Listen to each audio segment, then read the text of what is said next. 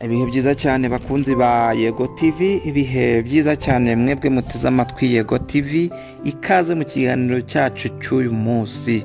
Ikiganiro cy'uyu munsi kiribanda cyane ku buzima, aho tugiye kuganira ku kamaro k'amazi arimo indimu. Amazi arimo indimu cyangwa se lemon water ni amazi afitiye akamaro gakomeye umubiri wacu. Amazi arimo indimu afasha umubiri mu igogorwa kubera aside dusanga muri uru rubuto rw'indimu. Ibi ngibi ngo bifasha umubiri gukora neza, hanyuma igogorwa rikagenda neza. Amazi avanze n'indimu kandi afasha umuntu kumva atuje mu gihe cya mu gitondo, ndetse kandi bikamufasha kongera imbaraga. Amazi arimo indimu kandi arinda umuntu kubyimbirwa mu nda kubera aside dusangamo iba yafashije umubiri gucagagura ibyo umuntu yariye.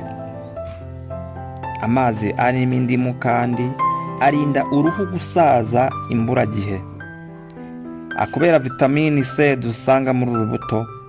Ibi ngibi ngo nibyo bituma umubiri ukora neza, hanyuma uruhu rw'umuntu rugasa neza.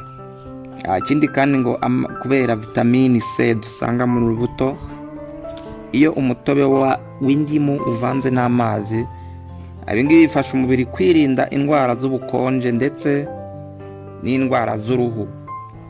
Ikindi kandi ngo amazi arimo indimu afasha umubiri kongera ubudahangarwa bw'umubiri.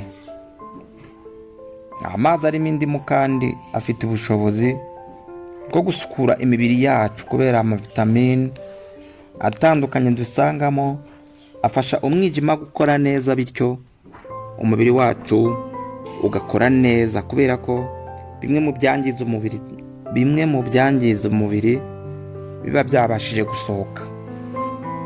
Abahanga kandi mu by'imirire bagaragaza ko amazi arimo indimu atuma